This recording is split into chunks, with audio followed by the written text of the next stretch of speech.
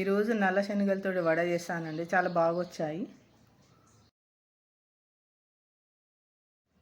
శనగలండి ఒకరోజు ముందు నానబెట్టుకోవాలి. బఠానీ కూడా వేస్తున్నా అండి శనగలతో పాటు. పచ్చిమిర్చి వేస్తున్నా అండి, అల్లం వెల్లుల్లి వేస్తున్నాను, జీరా వేస్తున్నాను, సాల్ట్ వేస్తున్నా అండి. మిక్సీ పట్టాలి వడకు. మిక్సీ పట్టానండి. మిక్సీ పట్టిన దాంట్లో బేసన్ వేసానండి కొంచెము.